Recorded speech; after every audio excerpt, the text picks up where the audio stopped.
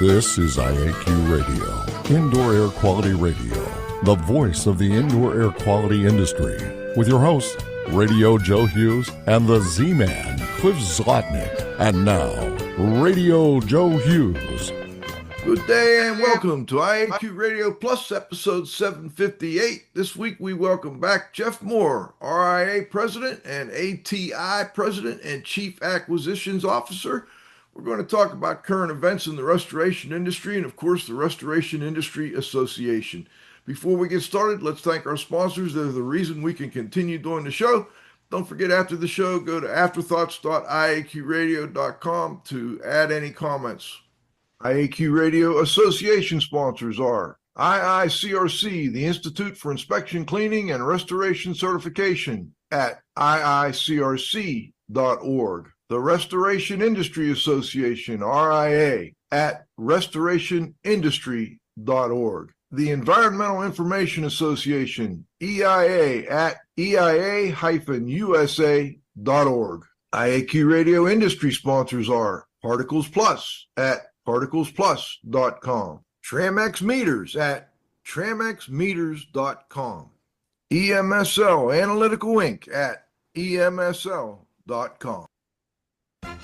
And now you can win a cool prize. It's time for the IAQ Radio Trivia question. Be the first to correctly answer. Simply email your answer to czlotnick at cs.com. Or if listening live, just text your answer from your computer. And now, here's the Z-Man. Hello, everyone. While there was very active and intense competition in our last trivia challenge, I'm sorry to report no one identified the word bigot, B-I-G-O-T, as the confidential code name assigned to preparations for the D-Day invasion. Here's today's IAQ Radio trivia question. The predecessor of the Restoration Industry Association was the National Institute of Rug Cleaning. In 1946, when the National Institute of Rug Cleaning was formed, how many founding members were there? Back to you, Joe.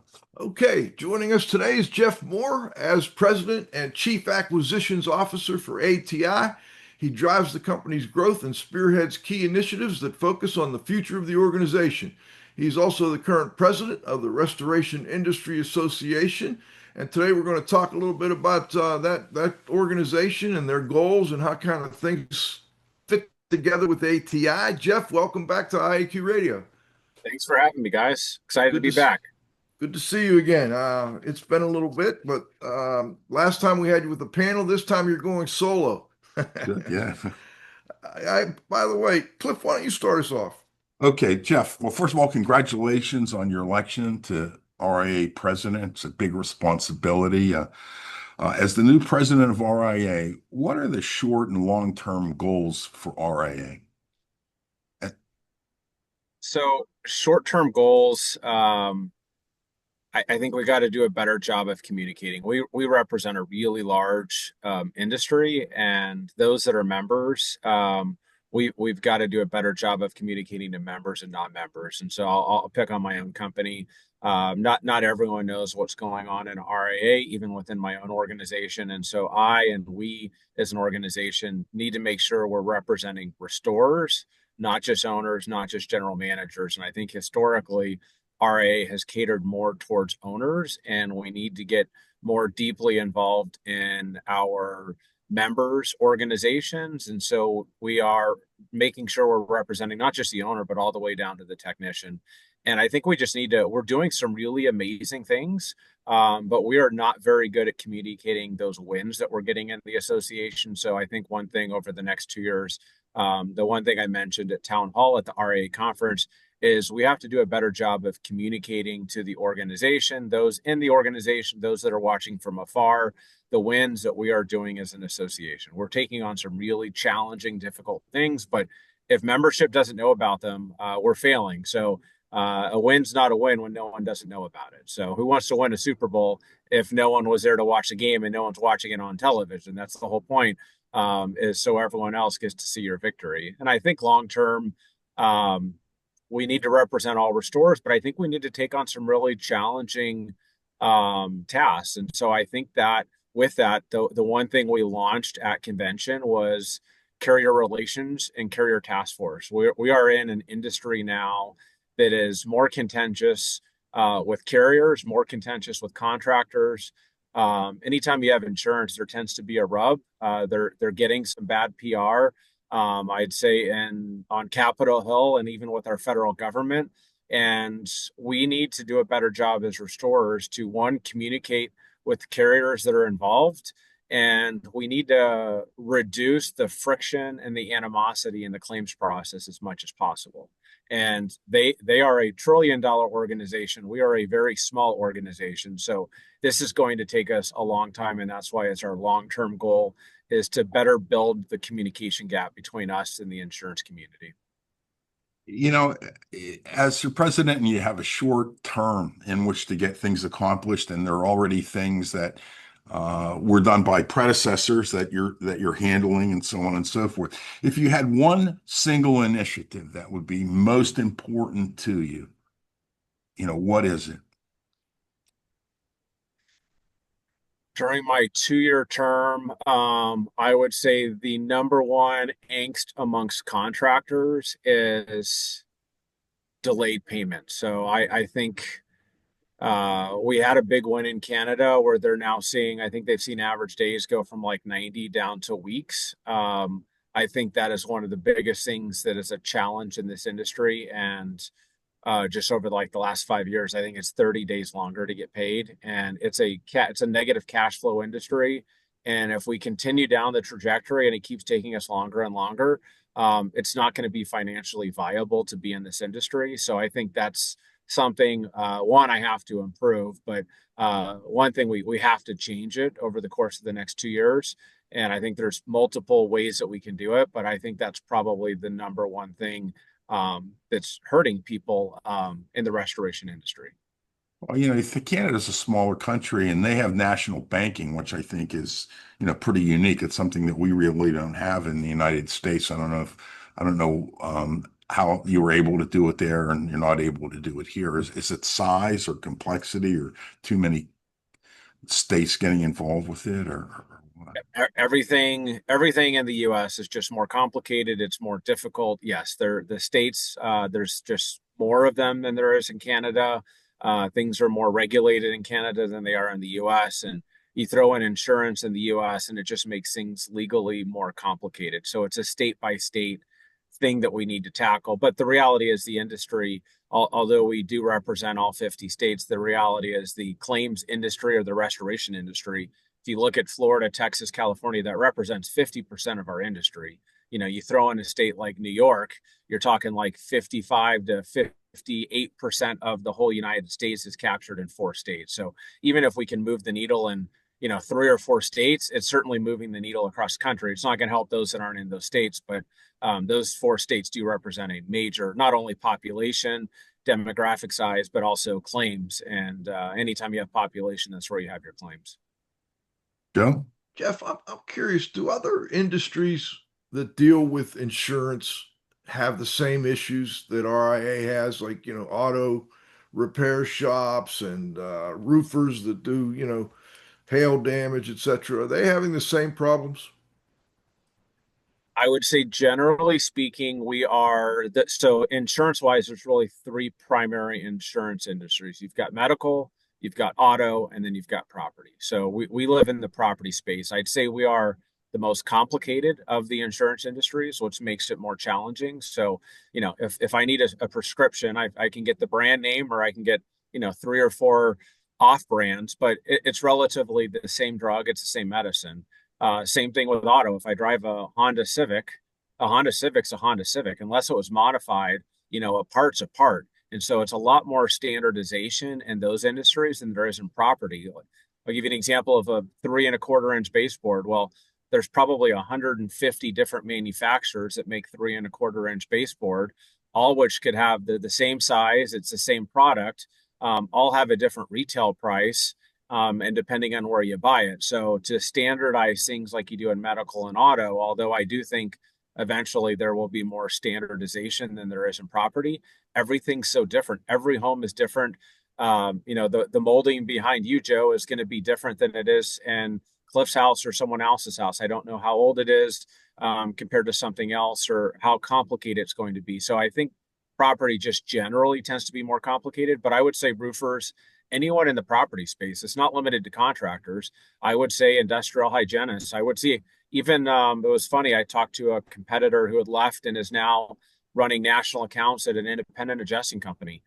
They take 90 days to get paid as well. And that's 90 days after you build the job. A lot of times contractors aren't, ourselves included. Most of us are not very diligent. We finish a job today. We may bill it. It's June 20th right now. So are we billing it on June 20th today, or are we going to wait until the 30th, or, the last day of the month? A lot of my people tend to wait to the last day of the month. And so, that 90 days doesn't even start until we generate a bill. And so it's not uncommon to take hundreds of days to get paid on a job, which makes it a very challenging industry. I do work at my house. The guy that's going to paint my house isn't going to start till I pay him 50% up front. And he's going to expect the other 50% the day that he finishes. And that's just the difference between what I'd call construction, even though we are in the construction industry. There's a big difference when you've got a third party person, which, i.e. the insurance company, who's got a contract with the insured, doesn't have a contract with us. Ultimately, all three of us have contracts with different parties. That makes it really challenging. And then add in maybe they have another contract with a third party administrator, and Oh now yeah, you've really got a bundle of wires to untangle there, I guess. Cliff? exactly. Yeah, Jeff, do you feel a working knowledge of association history and industry history is important to RIA leadership? If so, why? And how would you plan to attain it and maintain it if you think it's important? I think history with everything, Cliff, is really important. I think you don't want to you want to figure out where you've won in your past. You also want to figure out where you've lost. Where did the association go south? We Right. almost went bankrupt during COVID. We don't want to repeat that. And there's been many wins ahead of us. Presidents like yourself, Cliff, and others that kind of built the RIA. I'd also state that you know, history is great because we don't want to repeat itself. We want to learn from it, but it's not the same RIA that when you were president isn't the same RIA when I'm president now. It's even different when I was on the board 15 years ago. It's not the same RIA. It's not the same issues. It's not the same difficulties. We're moving into an AI world where half the estimators in the industry may be doing different jobs 10 years from now because we may have computers that are estimating jobs for us. And the world is just changing, but you always have to honor your past. You always have to learn from the wins and the mistakes. And I think that's true for associations. I think that's true for companies and people and families and legacies. I think it's really important. Good. Joe? Well, does what kind of initiative? By the way, I attended the conference for at least a day or so anyway, and it was really nicely run. It was a great job, and the roast of Pete was just fantastic. They did a great job on that, and all the people that spoke at it were excellent. So I want to congratulate RIA on putting together a great event. By the way, was that a record-setting attendance? Yes. Yeah. Gosh, for the last, I want to say 3 or 4 years, every year has been a record setting attendance. So we've got back to pre-COVID numbers. And yes, we had between 14 and 1,500 attendees.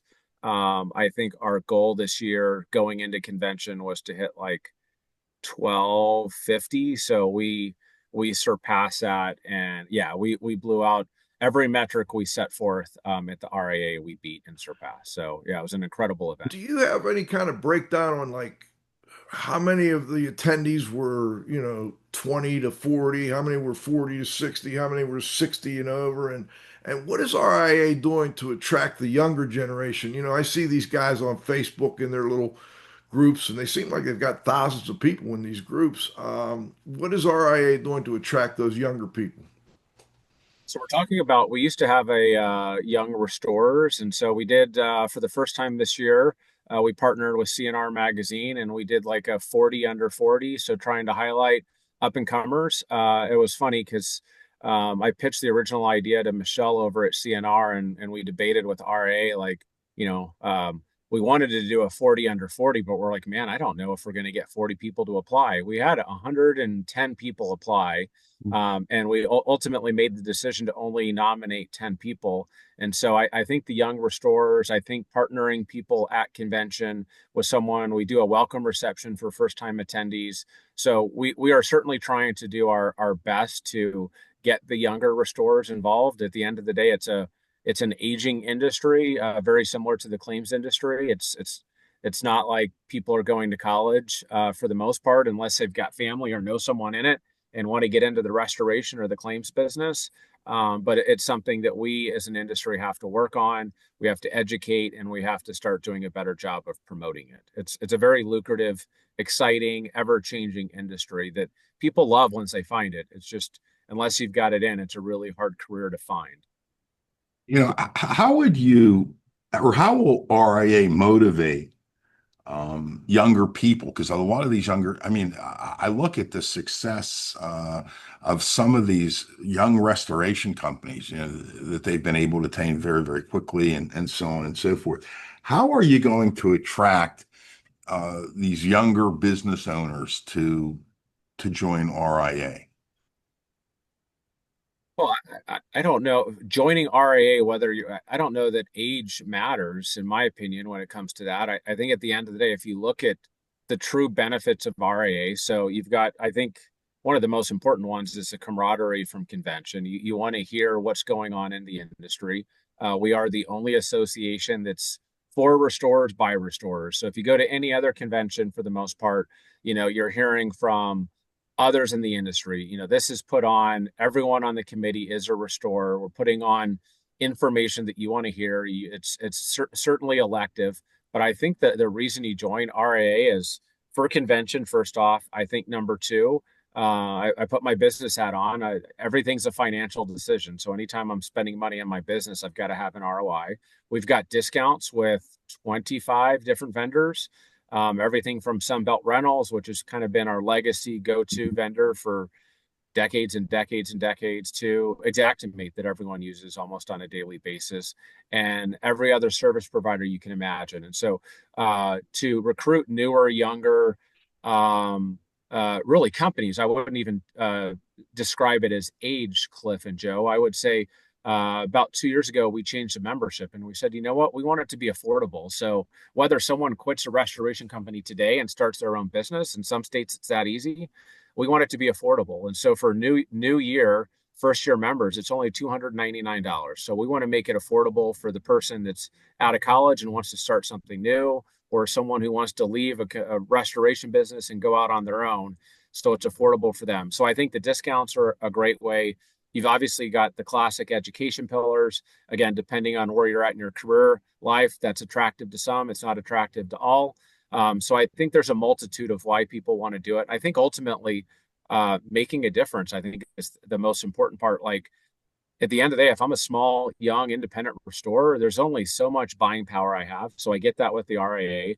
There's only so much impact I can make. So if I'm fighting with an insurance carrier in my market, do I want to continue to fight on every job, or do I want to have an association behind me that can maybe change rules from the top down, instead of me fighting with every adjuster, every agent, every third-party consultant, or the programs? Or do we want to do that as a unified voice? It's a lot easier for me to make a change with say a contractor connection, a third-party administrator, they're the largest out there, versus what I can do as Jeff Moore working at ATI. Even at my size and scale, there's not a whole lot I'm going to be able to change with the TPA, but through the power of the RIA, I can make those things happen. We can get people to the table. We can't always get them to change, but we can get them to listen now. We've talked about age a little bit, but I think one of the things that happened since COVID, it kind of changed everything. And I think that, prior to COVID, the importance of face-to-face meetings, was significant. And I think, regardless of the age, a lot of us have drifted away from it. And when you come to the convention, I think anyone that went to that convention is going to continue to come back over and over and over again. And I think they'll tell their friends and so on and so forth. But I think the big issue is, we got to get them there the first time. And so, any ideas on how to increase people meeting face to face, with other types of events, whether it's training classes, courses, other things like that. Yeah, face to face is the best way. So we started doing regional events about a year to 2 years ago. They've been really successful. We've actually got three coming up later this year. They're all basically mid-October to mid-November. So one of the reasons people don't travel, especially if I'm new and just started my business, it's not the cost of, I mean, the conference is one thing, but it's the flight, it's the hotel, it's the food. The reality is it's going to be thousands upon thousands of dollars to go to any conference, whether it's RIA conference or any other. And depending on how far it is, I'm also taking time away from my business. And so we started doing regional events. They've been very successful. They're not big money makers and they're not a lot of money. I think it's $50 for members. I think it's $99 for non-members. It's one day of education. The thing I really love about the regional events is they're at most of them, I shouldn't say all, most are at restoration facilities. So you get tours by the owner, you get to see how other people set up their business, and you're getting incredible content. So you're getting content from restorers, people in tech, people in AI. We've had Verisk, we've had Cotality, we've had some of the big name speakers that we get at the national events. But the big difference is where you're a room of 1,400 people, you're now a room of, say, 70 to 120 people. So making your way around the room, getting to talk to the speakers, having some incredible conversation, still providing breakfast, lunch, and usually happy hour. And it's usually a lot more affordable. I would say half the attendees happen to be in that local market. And then the other half of the attendees are really flying from all over the country. So I think that's another way to soften the blow, especially if it's like next year, we're in Savannah, Georgia for the national conference. The year after, we're in Phoenix, Arizona. So we're trying to not keep it like in one general demographic area. So it's a little bit more affordable. The year before, we were in Dallas, Texas. So trying to move it around as best as possible as well. Joe? Jeff, this RIA, as I recall, you do not have chapters, right? Local chapters. We've certainly talked about regional chapters. I think we attempted to do it a couple years ago, but no, it's certainly been a discussion point on the board for the last few years. We're going to maybe try and pilot a meeting in a local area, not going to call it a chapter. When you get into chapters, IAQA obviously does chapters and they've done it very well. It's just a different legality of, making sure the chapters are following what the RA wants to do. I'm not saying it's out of the cards. I do think we could get a lot of traction. I think, getting people in your local market, even if it was a state or even if it was 2 or 3 states, I think at some point it makes sense. We just got to figure out what our primary objectives are at an association. Where do we want to spend our money? Do we want to spend it managing and deploying local chapters? We're spending a lot of money tackling things on Capitol Hill and on the governments on the local state level. So I think ultimately we need to figure out where membership wants us to take the association, because we do represent the membership. You kind of led right into my next question. What does RIA do? You have like a government affairs person that goes out and talks to different local governments, state governments, etc., or is that something you count on your members to do? I'd say it's both. So that's something newer for us. We've been very active the last 12 months. We've actually killed probably 6 to 12 bills in various states. I would say most are on consumer protection. And we have one person that leads our government affairs task force. He spent 20 years doing lobbying for, I believe it was like FedEx is where he did most of his work. And so we've got a couple of volunteers that are attorneys as well, that are helping him and the association out. And we use some of the funds from the AGA to tackle the bills. We partnered with ServPro. ServPro's got a group of like 20 full-time attorneys at corporate. They've got a bill tracking software, and they've been very gracious in tracking all the bills for us for the last 2 to 3 years. And we've actually just recently approved buying the software ourselves. So that is half the battle. The other half of the battle, Joe, is really putting in the algorithms and what are the bills and what are the keywords we're searching for. So ServPro generously helped set up our account, gave us all the algorithms that they use, and we're now monitoring those on our behalf. And we're working with local restorers. So we beat a bill in Texas. There's a couple in Carolina and Florida. There's one in California right now that we're challenging. And I'll give you just an example of one. The one in California, everything in California is more challenging, more difficult.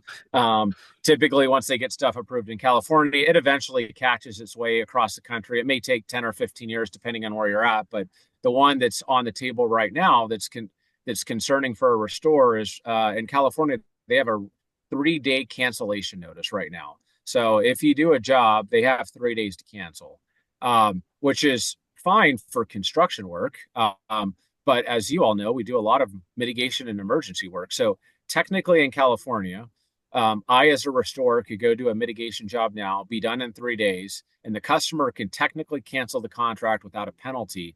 3 days into the job, I'm effectively done. I may be 100% and I've pulled my equipment. California is trying to change that from a 3 to 5 days. And so we're working with lobbyists and the state of California. And we don't necessarily disagree with going from 3 to 5 days for consumer protection, but we do think there needs to be a carve out for mitigation and emergency service type of work. We're all about protecting the consumer, and there's reasons why they're doing that. It's not intended for mitigation work. We are typically done in less than 5 days. And there has been precedents where there's legally no responsibility if someone cancels within 3 days, even if you're 100% done with the mitigation job. And those are bills that we have to lead, we have to follow, and we have to challenge and represent our industry, because individual restorers, even ATI at our size, we don't have the bandwidth. I don't have anyone that's following rules, even in states that we're operating. And we're a pretty good sized company. And so not everyone has that bandwidth. It's another great reason why you want to be a part of your association. And we're now telling restorers in your state, if there's bills that could be detrimental to you, because you may be operating, say, in Nebraska, where we may not have the financial wherewithal to go challenge a bill in Nebraska, we can at least tell you and tell the restorers that are members in Nebraska, hey, you may want to take a look at this and see what you can do in your local state. RIA only has limited funds on what we can do to challenge bills right now. So we got to pick the ones with the most members that are the most impactful, not everyone, because otherwise we'd be bankrupt. I think before we go to halftime, I want to read a text that we got here. When interest rates were very low, the incentives to get prompt payment was less important. So extended payment terms were not a terrible problem. Now with increased interest rates, extended payment periods exacerbate the financial impacts for everyone. I think that's something I hadn't really thought about when we talked about that question. Do you see that as well, Jeff? Oh, 100%. The cost of capital is crazy ridiculous. I mean, I've got a line of credit in my business. I'm paying, not quite credit card rates, but there's a lot of restorers that run their business off of credit cards, and credit card rates at 20%, that'll kill you. I mean, we're running our business on a line of credit, and I want to say we're paying 12% now. Pre-COVID, when interest was cheap, fellas, I think we were paying like 4%. Interest rates on a house were 2.5%. It's amazing how much 8% costs you, whether it's a credit card, it's a line of credit in your business, and the float is being extended as well. And so that additional time exasperated by interest rate, it's a killer. Interesting. Very interesting. All right, let's go to halftime. Thank our sponsors. We'll be back with the second half of our interview with Jeff Moore. We're going to talk a little bit more about some current industry events. Our association sponsors are the Environmental Information Association. EIA's multidisciplinary membership collects, generates, and disseminates information concerning environmental and occupational health hazards in the built environment at EIA-USA.org. The IICRC, a nonprofit standards development and certifying body for the cleaning and restoration industry, IICRC.org. The Restoration Industry Association, the oldest and largest nonprofit professional trade association dedicated to providing leadership and promoting best practices through advocacy, standards, and professional qualifications for the restoration industry at restorationindustry.org. Industry sponsors are Particles Plus, feature-rich particle counters and air quality instrumentation. Count on us, particlesplus.com. Tramex Meters, innovation in moisture detection and humidity monitoring systems since 1974 at tramexmeters.com. EMSL Analytical Inc., providing high quality, full service laboratory services since 1981. EMSL.com. All right, we're back with Jeff Moore, president of RIA and chief acquisitions officer and president for ATI. Jeff, I noticed Millie Washington was on here. Hi, Millie. I miss Millie. She's great people. I also noticed recently that IICRC has someone working in government affairs. And I guess most importantly, I've noticed over the last few years, maybe even 5 years now, that RIA and IICRC seem to be working like really well together. I wonder if you could comment on that. Yeah, so we just had our conference. We had, 2/3 of the IICRC board there, and so since I joined the board 4 years ago, we've had an incredible partnership and a relationship, trying to figure out how we're all serving the industry and serving it better. So yes, Robbie does a great job. He leads that group for IICRC. So Robbie sits on our task force. So we're collaborating with him. We recently identified that even CoreLogic and Cotality, the two largest software providers, $3 billion businesses that are much larger than us or IICRC, they also have lobbyists as well. So we're starting to partner with others.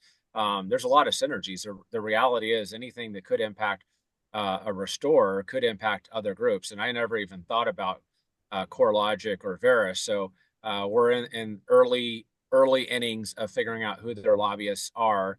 The more we can partner with partners, a lot of us have the same interests. So it's been a great relationship with IICRC. It's just going to continue to get better. And that is good for restorers. So anyone who's owns a business or you're a registrant at IICRC, a certified firm there, or you're, a certified firm with RA and a membership, we are looking to strengthen that relationship because we know that's important for you in the industry. And we are putting both boards full force to making sure that collaboration continues on behalf of everyone in our industry. That's great news. It's been just such a nice thing to see the last 5 or so years. Cliff, let me turn it over to you, Yeah, buddy. Jeff, from your vantage point, where does the restoration adjuster relationship stand, and where do you think it needs to go? Oh, that's a loaded question, Cliff. So I think it depends on who you ask. So I would say, let me classify the industry, restoration industry, as, let's just call it, to simplify it. Let's call it people that work with insurance companies and people that don't work with insurance companies. So I would Okay. say, even for those that are working with insurance companies, it's more strenuous, it's more challenging, and it goes both ways. And I'm not saying it's just us with them, it's them with us. So I would say it's more contentious now than it was 10 years ago. And I would say that is including companies like the ATIs of the world that do a lot of work with insurance carriers. You've got younger people out there handling claims that aren't as educated. I would say at the same point, we have younger restorers that aren't as educated. We aren't sending as many people into RIA advanced designations. IICRC has done a really good job of making sure that those mandates are anyone doing program work and carrier work. So we are still sending more people through IICRC, but generally speaking, the industry itself, from the insurance carrier to the contractor, in my opinion, are less educated in the industry from a technical perspective than they were 15 or 20 years ago. And you'd think it would be the opposite with technology and Zoom and online education. That should be the opposite, but the reality is that is not what's happening. And then if you look at a business or a restorer who does not work with an insurance company, I would say those relationships are even more strained because they are trying to make what they think is a reasonable profit, and the insurance adjuster is only responsible to pay what's fair and reasonable. And sometimes if I'm an adjuster and I'm used to doing things one way, say through a program or a TPA or a third party, they are then grossly applying some of those rules that don't apply to others and expecting those contractors to play by the same rules, the same pricing, the same methodology. And that's not how they operate their business. So you're asking someone to operate, I'll use ServPro. So they're the largest in the industry. They do a lot of insurance work. You can't expect a Cliff Zlochnik's restoration company down the street to operate and bill and invoice and use line items and use Xactimate like SurfPro does if they're doing work for a national insurance carrier. But an adjuster, again, having 200 files at any given time, is looking to just apply the same principles.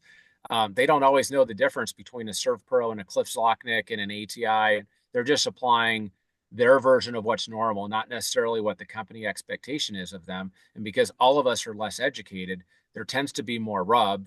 And anyone who follows the industry, I don't know if you all saw Capitol Hill, but you had the senator out in Missouri challenging Allstate and a couple other carriers.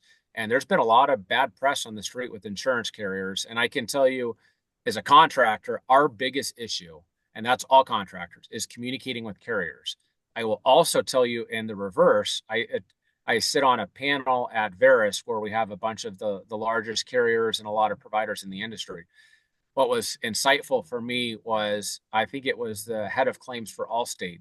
He said his biggest issue in the claims industry for property is communicating with contractors.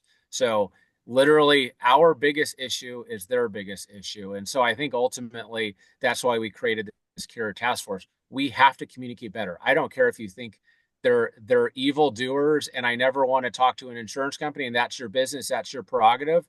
The reality is, unless you're not, none of your customers are filing insurance claims. Until you get to that point, you're going to have to deal with them, whether you like them or not. And we've got to figure out a way to play better, because ultimately it's just easier to work in the world when you're nicer to people and you've got common playbook versus fighting all the time. And fighting all the time, no one's winning.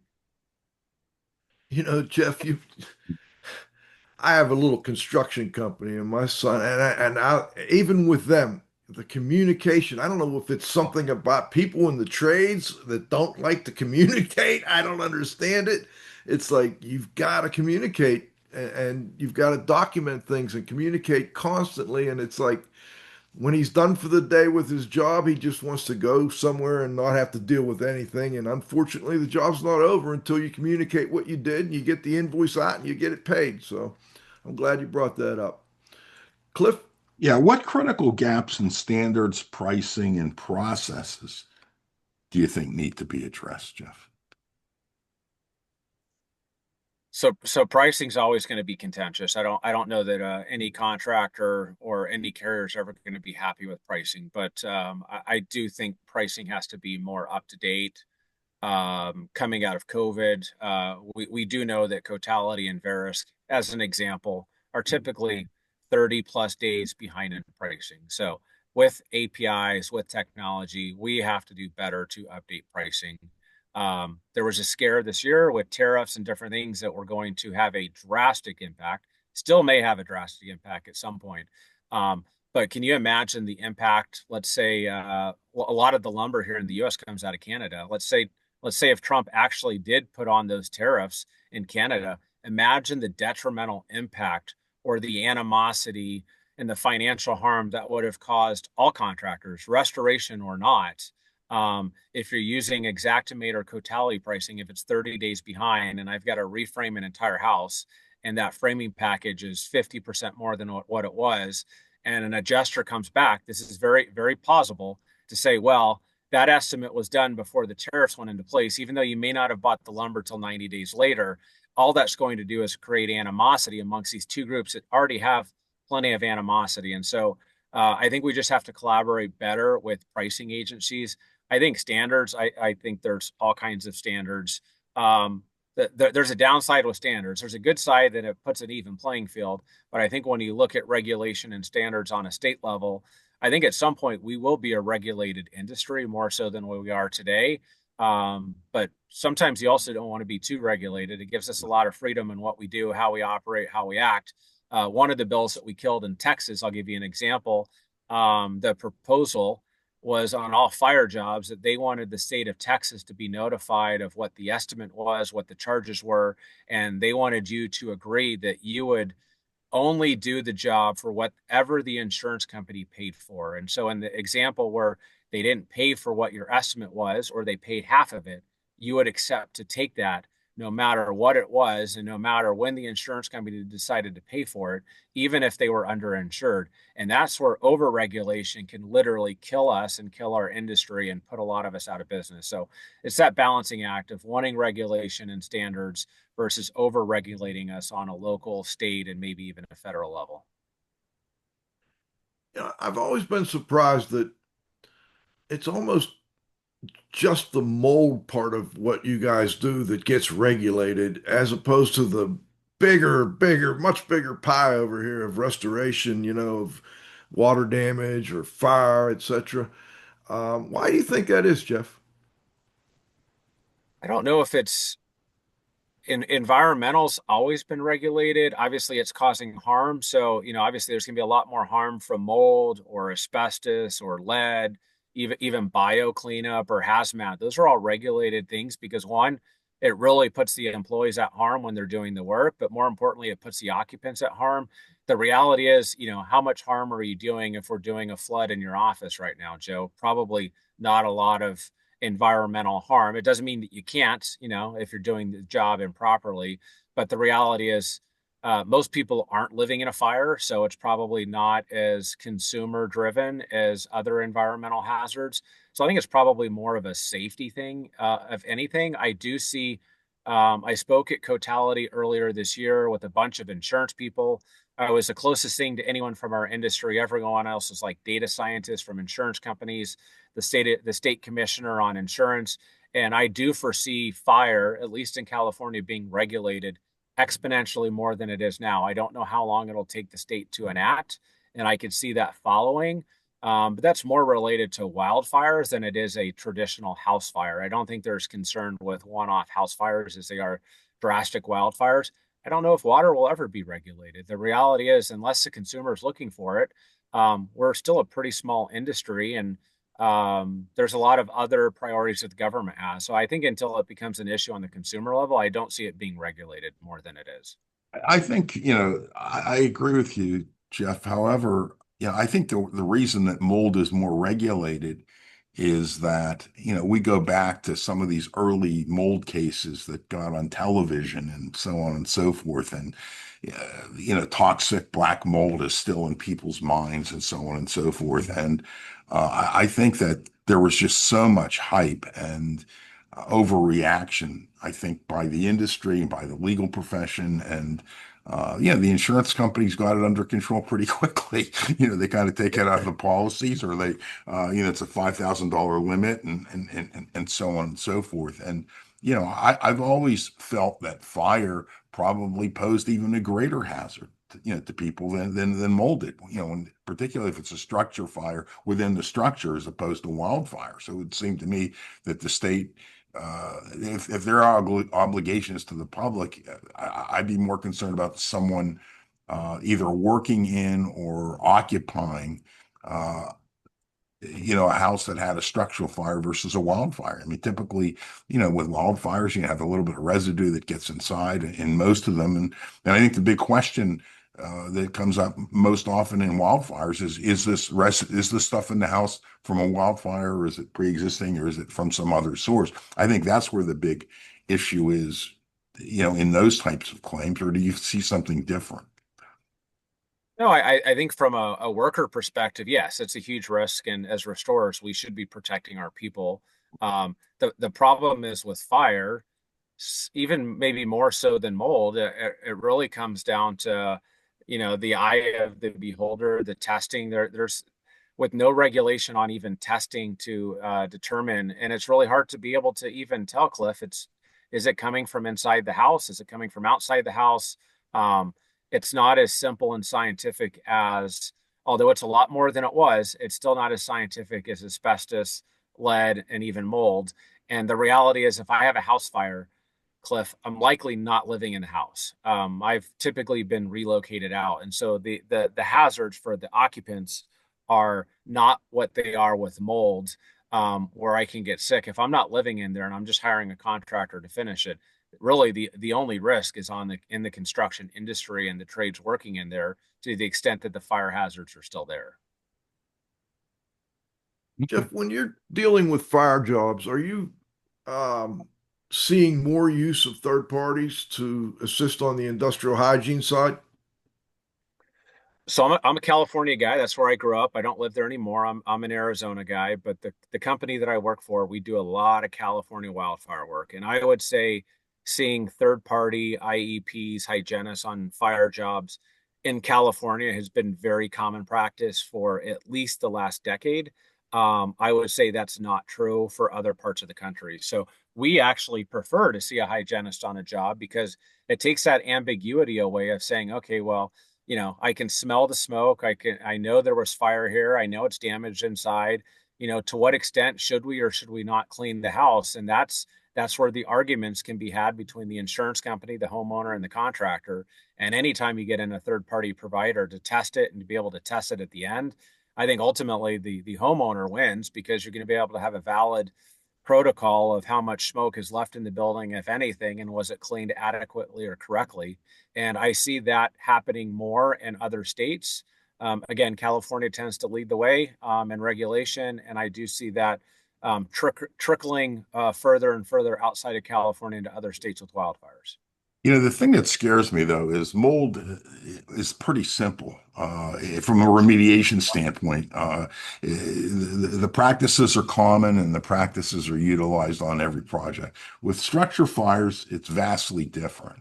And I think experience really plays a significant role in it. And I think that I would be very concerned about a hygienist. This guy could be a PhD, Harvard educated. I don't care where he went. Bottom line is, if he doesn't have actual fire experience, if he's never been on a site, never cleaned one up, never taken one apart and put it back together, I don't think that person is qualified to write a protocol on how to do it. And I think in most of these situations, the restorer is in a much better position to know what needs to be done rather than having some third party who really has little or no experience tell him how to do his job. I think that's a scary thing for me. Yeah, and I'd say that's true even for mold as well, Cliff. I think the contractor's got the practical sense in what to do. We don't have the scientific background and I think the two working together is ultimately a win-win and developing a mutual scope. Obviously using the science behind it, but obviously using the means and methods that contractors are more familiar with, and the hygienist is the best of both scenarios. And I'm not going to argue with that. Yeah. Hey, Grayson, let's go to the roundup, buddy.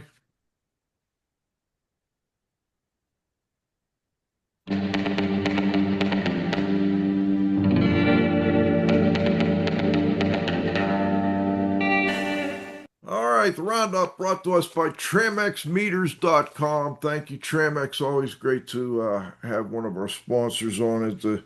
They were at the conference. We got to see a couple other folks too. But Jeff, before we get off of the current events in the restoration world, what about AI? How is that changing the restoration world, if it is?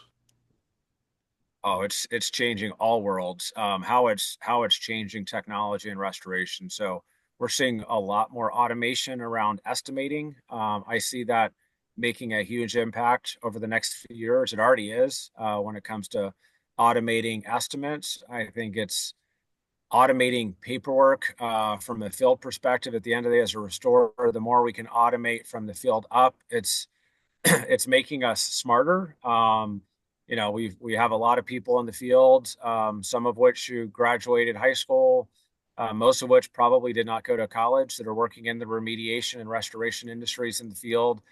It's making them smarter using AI, Chat GPT, talk to text. It's allowing us to communicate better with carriers.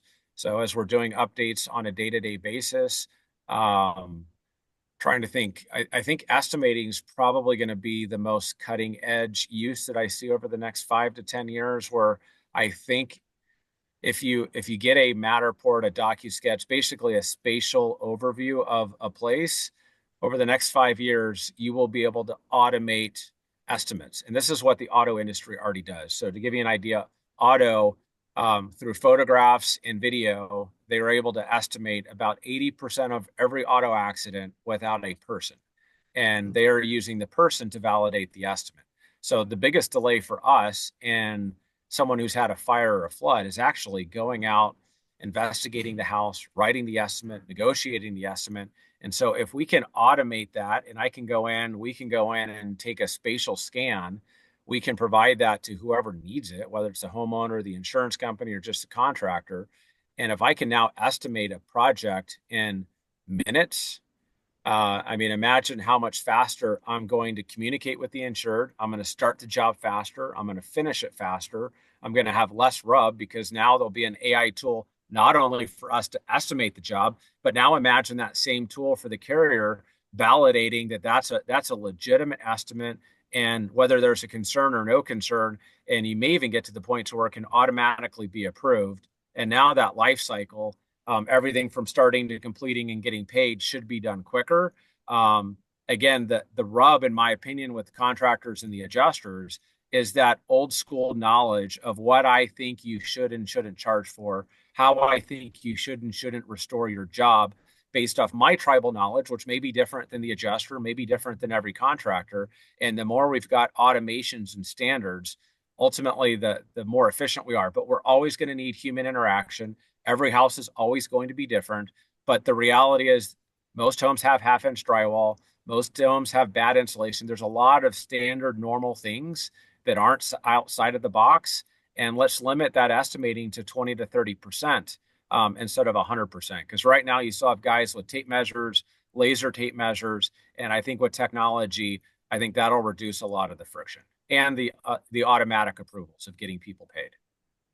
Cliff? Jeff, I guess on AI, I don't want to go into anything that ATI is doing proprietarily with AI. But what are some of the ways that you're using it, in your company?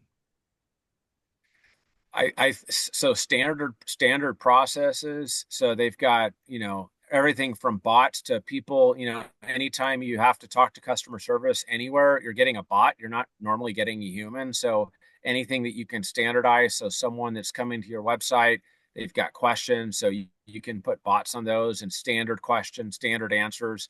So you don't need a human to respond. We are using it. So that scenario I gave you with estimating and estimating guidelines, there are multiple products out there right now that people are already using, and we're looking at it to automate some field paperwork. So taking what we're doing in the field in an electronic fashion and automating process and follow up with customers. There's some incredible things out there with AI that are really going to reshape how we communicate efficiently, effectively, and timely. Jeff, there's a couple of competing issues when it comes to hiring help.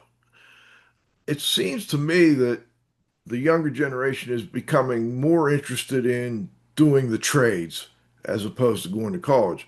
But on the other hand, you've got um, a push right now to get a lot of people out of the country that oftentimes are doing these manual labor type jobs.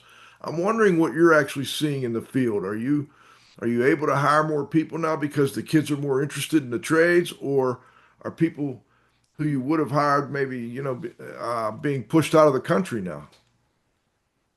That's a great leadway. I think it's both. So I think there are more people opting not to go to college. There's a lot of people going to college, and the trades are very lucrative. You can make a really good living. So I think from that perspective, we've got more people, and I think we've got employees that are legal that are afraid to do things. And so I think there's more and more people being pushed out of the country.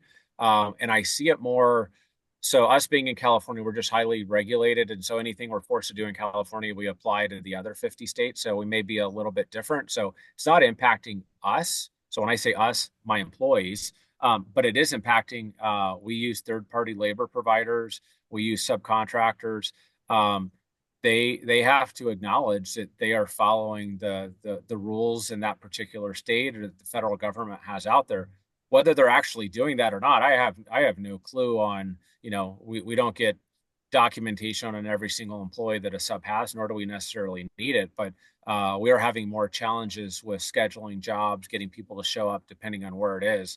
And I think that will continue to be more of a challenge, whether you're documented or not. Even if you're documented, people that are even documented are afraid to go out, and especially depending on what your background is. And some of them feel like they need to go out with their passport in their back pocket, even if they've been legal and they were born in this country. So I just think it's putting more stress on the working class, which ultimately isn't good for any of us. Because if there's less workers, that means we're going to have to pay those that are willing to work more, and ultimately that means we're going to have to figure out a way to charge more at some point. It's a supply and demand that we need as many people working as possible. That's an interesting point you make, that it's not just people who are here illegally, it's the people who are legal who are also worried about this enforcement. Yes. Cliff? I'm good, Joe. Good. All right. Well, Jeff, I want to, before we go, we always like to make sure our guest gets the last word. Is there anything we missed that you'd like to add, or anything you'd like to add at all? For anyone who's not a member of RIA, I would highly encourage you do it. It's $299 a year for a first-time member. And for anyone that hasn't participated, certainly follow us online, follow us on social. We are hosting 3 events. They're in the Carolinas, it's in Tennessee, and it's in Baltimore, Maryland. Those are between October and November. Again, local, regional focus. So highly lucrative for those that are in those areas to check us out. And then again, in Savannah next year, April 28th to 30th of 2026, check out the RIA convention. So no, happy to be on here. Always love talking about the industry. You guys do a great job. Jeff, thanks for joining us. We always appreciate having you on. I got a couple other questions, but I'm going to just wrap it right here. I just was wondering, well, let me hit you real quick with Yeah. this. How about your privately owned company, and you're still, I assume, going out and acquiring companies and growing the Yep. company. Are the venture capital companies that got involved in restoration, are they still pushing harder, or are they kind of backing down a little bit now? So we did take an investment. So we are, my family and I still own a good chunk of the business, but we are backed by, well, I think what you were referring to as venture capitalists. We're backed by private equity. I would say, generally speaking, private equity and investment in the industry is still happening. It's not happening as much as it once was. So the cost of capital, the tariffs, whether you love Trump or you hate Trump, there's been uncertainty, and no one wants to invest in uncertainty, whether that's the stock market, whether that's buying a company, whether that's selling a house. And so I would say most people have put a pause on a lot of investments and add-ons, ourselves included, just not knowing, what is the new normal. And once we know what the new normal is, people want to invest in things. When you don't know what's going to happen day to day, week to week, month to month, no one wants to invest a bunch of capital in any industry, let alone restoration. But it's still a very lucrative industry. People still want to invest in it. They just want to make sure the macroeconomics that have nothing to do with our industry are more stable. And I think you'll see a much more robust investment in our industry in 26 and 27 than you'll see in 2025. I'm glad I asked, Jeff. Thanks again for joining us. This is Radio Joe Hughes saying thanks to this week's guest, Jeff Moore. I also want to thank my co-host, the Z-Man, Cliff Zlotnick, our engineer, Grayson Gone Fishing Fisher at the controls. Most importantly, our loyal audience and sponsors. We appreciate it. By the way, next week we're going to talk about a timely issue. We've got Tom Phillips coming on. We're going to talk about thermal conditions and how people are dealing with the heat that's coming across this country right now. I'm already headed over to the East Coast here. We're going to have 90s and 95-degree days, which is very unusual up here. So we're going to talk about that with Tom Phillips next week on the next episode of IAQ Radio Plus. For IAQ Radio, I'm Spike Reel saying thanks for listening.